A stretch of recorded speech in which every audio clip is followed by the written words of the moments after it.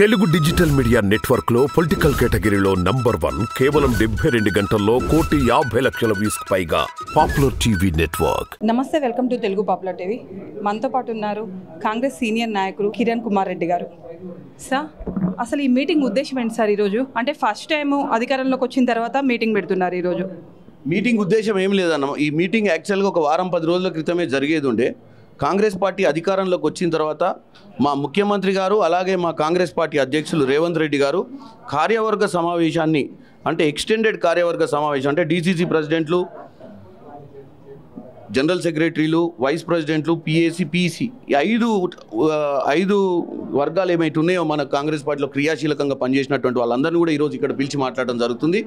అధికారంలోకి రావడానికి కష్టపడేటటువంటి ఈ నాయకులందరినీ కూడా అభినందించడమే కాకుండా రానున్న రోజులలో జరగబోయే పార్లమెంట్ ఎన్నికల గురించి చర్చకు వస్తుంది ఈరోజు. అలాగే చాలామంది చాలా నియోజకవర్గాలల్లో సమీకరణ వల్ల సీట్లు కోల్పోయి కష్టపడిన వాళ్ళు కూడా వాళ్ళందరికీ కూడా రానున్న రోజులలో కాంగ్రెస్ ప్రభుత్వం ఎలా గుర్తింపు చేయబోతుందనే విషయం కూడా ఈరోజు చర్చకు వస్తుంది. అలాగే కొత్తగా నియమించబడ్డ ఏఐసిసిలో కొత్తగా నియమించబడ్డటువంటి ప్రధాన కార్యదర్శి దీపాదాస్ మున్షి గారు కూడా ఈరోజు చార్జ్ టేకింగ్, అంటే ఫస్ట్ టైం వీళ్ళందరూ కార్యవర్గంతో మాట్లాడుతున్నారు. ఫస్ట్ టైం ఆమె హైదరాబాద్కి రావడం జరిగింది. ఆమె కూడా రానున్న రోజులలో కాంగ్రెస్ పార్టీ కోసం దిశానిర్దేశం ఆమె కూడా ఇవ్వడం జరుగుతుంది. ఇదే ఈరోజు అజెండా. కాళేశ్వరం ప్రాజెక్టు గురించి సైలెంట్గా ఉంటున్నారు. దీనికి సంబంధించి కిషన్ రెడ్డి గారు ఒక వ్యాఖ్య చేశారు కదా సార్, బీఆర్ఎస్ తోటి కుమ్మక్కైపోయి సైలెంట్గా ఉంటున్నారని. మేము వచ్చి 4 రోజులు అయింది అధికారంలో. 4 రోజులు కూడా కాదు, 7వ తారీఖు నాడు ప్రమాణ స్వీకారం చేసిర్రు. 10వ తారీఖు నుంచి పని మొదలు పెట్టిర్రు. 20 రోజులల్లో కాళేశ్వరం ప్రాజెక్టుకు మా మంత్రివర్యులు ఉత్తమ్ కుమార్ రెడ్డి గారు, కోమటిరెడ్డి వెంకటరెడ్డి గారు, శ్రీధర్ బాబు గారు, పొన్నం ప్రభాకర్ గారు వెళ్ళి అన్నీ చూసి వచ్చిర్రు. ఎల్ఎన్టీ సంస్థను పిలిపించి మాట్లాడిర్రు ఎక్కడ అవకతవకలు జరిగినాయని. మేము అన్నీ కనిపెడుతున్నాం. మేము గతంలో కూడా మీకు చెప్తున్నాం, మేము అధికారంలో లేనప్పుడు 10 సార్లు లెటర్ ఇచ్చినాము సిబిఐ ఎంక్వైరీ పెట్టాలని. మరి వీళ్ళు ఎవరికి గాడిద పనులు తవ్వుతున్నారు? అప్పుడు కిషన్ రెడ్డి గారు సెంట్రల్ మినిస్టర్ ఎప్పుడైండు? మరి మేము అధికారంలో లేనప్పుడు కిషన్ రెడ్డి గారు సెంట్రల్లో ఉన్నప్పుడు ఈ దొంగతనము ఇన్ని వేల కోట్లు దండుకుంటున్నప్పుడు మరి వీళ్ళు ఎందుకు స్పందించలేదు? మరి ఈరోజు పార్లమెంట్ ఎన్నికల దృష్ట్యా ప్రజల ముందు ఏదో వీళ్ళకి చిత్తశుద్ధి ఉన్నట్టు మమ్మల్ని సిబిఐ ఎంక్వైరీ అంటే, మీరు సిబిఐ ఎంక్వైరీ ఇస్తే మీరు బ్లాక్మెయిల్ చేద్దాం అనుకుంటారా? మేము అధికారంలోకి వచ్చినాం. మేము అన్ని వివరాలు తెలుసుకునే శక్తి మాకుంది. గతంలో బీఆర్ఎస్ పార్టీకి చిత్తశుద్ధి లేదు కాబట్టి సిబిఐ ఎంక్వైరీ అడిగినాం. ఇప్పుడు మాకు చిత్తశుద్ధి ఉంది. మా దగ్గర పోలీస్ బలగం ఉంది, మా దగ్గర వ్యవస్థలు ఉన్నాయి, మా దగ్గర సిఐడి ఉంది. మేమే ఎంక్వైరీ చేస్తాం కదా. నీకెందుకు ఆవేశము? నువ్వు ఆవేశపడి నువ్వు చెప్పు సిబిఐ, నేను తెల్లారే మొదలు పెడతా అంటే మరి తెలంగాణ ప్రజలు అడుగుతున్నారు నిన్ను, మరి ఇన్ని రోజులు ఏం బీకినావని. కాబట్టి నేను ఒక్కటే అడుగుతున్నా, కిషన్ రెడ్డి గారు, మీరేదో 4 సీట్లు గెలుచుకోనికే మళ్ళీ కాంగ్రెస్ పార్టీని తప్పుదోవ పట్టి, కాంగ్రెస్ పార్టీ ఓడించాలని తెలంగాణ ప్రజల్ని తప్పుదోవ పట్టించే ప్రయత్నం చేస్తున్నారు. తెలంగాణ ప్రజలకు తెలుసు, మీరు 9.5 ఏళ్ళ ప్రభుత్వంలో మీరు అక్కడ 9.5 ఏళ్ళు ఇక్కడ బీఆర్ఎస్ ఉంది. మరి మీ ఇద్దరు ఏం చేసిరని చెప్పి ఇన్ని రోజులు 70,000 ఉన్న అప్పు 7 లక్షల కోట్లకు అప్పు అయినప్పుడు మరి ఏం చేస్తున్నారు మీరు?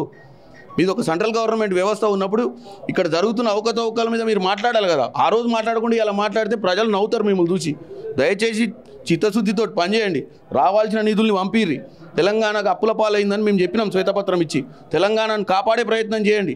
తెలంగాణను కాపాడే ప్రయత్నం చేసి తెలంగాణ ప్రజల చేత మన్నన పొందండి అని చెప్తున్నాం.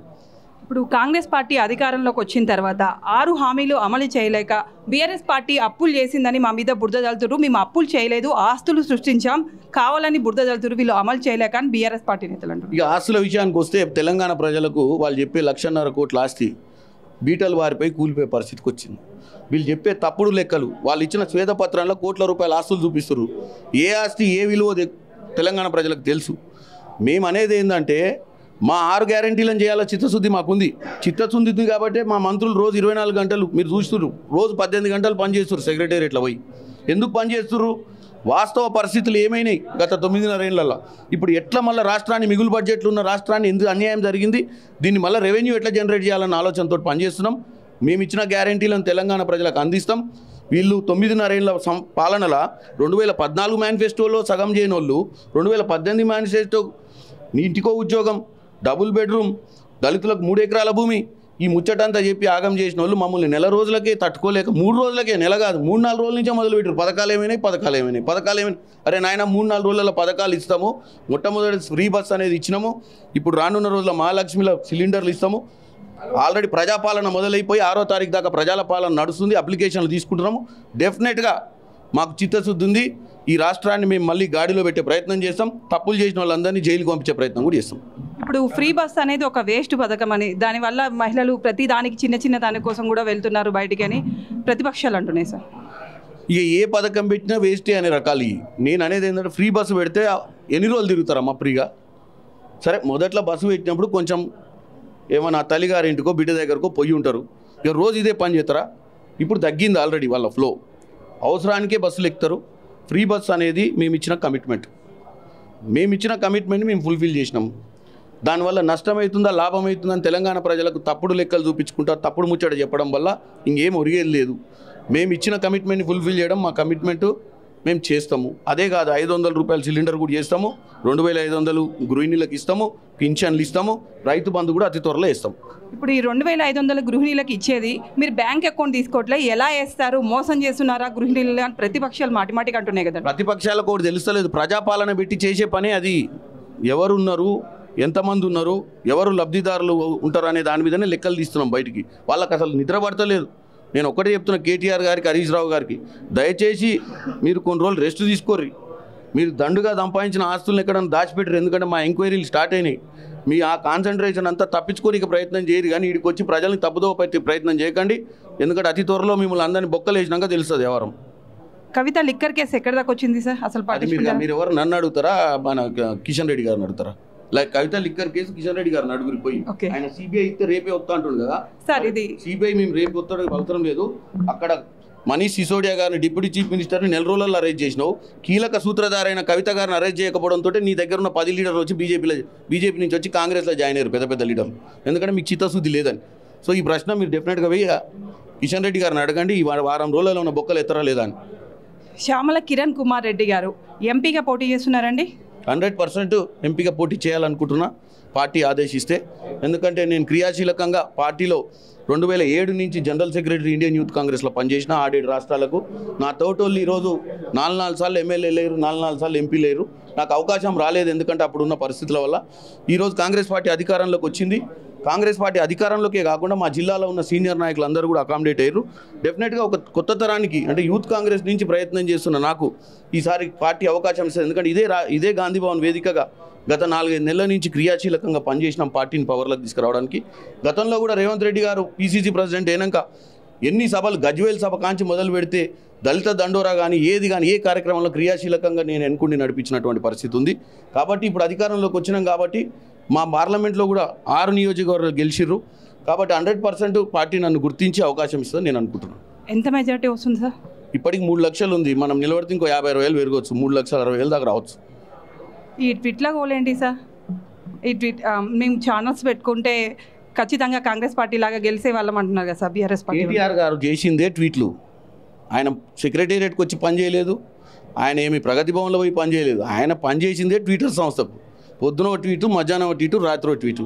ఈ సోషల్ మీడియానే నడిపిరు తప్ప ఏ మీడియా నడపలేదు. ఇక పోతే మీకు మళ్ళీ మీడియా గురించి చెప్తే నేను ఛానళ్ళ పేరు చెప్ప, ఎన్ని ఛానళ్ళు వాళ్ళు కొనుక్కుర్రో, ఎన్ని ఛానళ్ళల్లో మమ్మల్ని చూపించలేదో, ఎన్ని ఛానళ్ళల్లో అసలు డిబేట్లు పెడితే కాంగ్రెస్ నాయకులను పిలువని పరిస్థితి ఉంది. ఇంకా మా తీన్మార్ మల్లన్న లాంటి వాళ్ళు కష్టపడి ఛానల్ పెట్టి వాళ్ళు ఏంది, ఆయన ఛానల్ కాంగ్రెస్ పార్టీ పైసలు ఇస్తే తీన్మార్ మల్లన్న లాంటి ఛానల్ పెట్టరా.